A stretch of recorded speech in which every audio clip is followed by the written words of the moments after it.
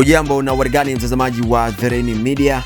Tunahakikisha kuwa tunakuhabarisha kutoka ndani na nje mipaka ya Tanzania. Irani yafunga kabisa mlango wa bahari wa Hormuz baada ya mashambulizi ya Marekani. Irani imetangaza kufunga kabisa mlango wa bahari wa Hormuz, moja ya njia muhimu zaidi ya usafirishaji wa mafuta duniani, ikiwa ni majibu kwa mashambulizi mapya ya Marekani dhidi ya malengo ya kijeshi ya Irani. Amri hiyo imetolewa na uongozi wa juu wa kijeshi wa Irani IRGC, ambao umeonya kuwa meli yoyote itakayojaribu kupita kwenye njia hiyo, ikiwemo meli za mafuta na meli za biashara, inaweza kushambuliwa.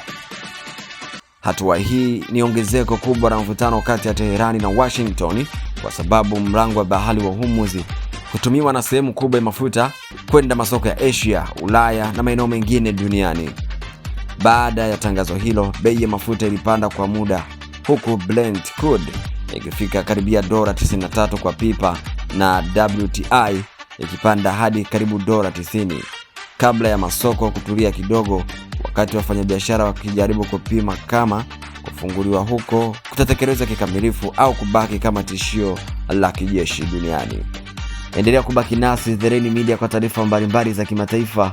Ukibonyeza alama ya kengele utazidi kuwa kwanza kupata habari zetu. Hii ni The Rain Media.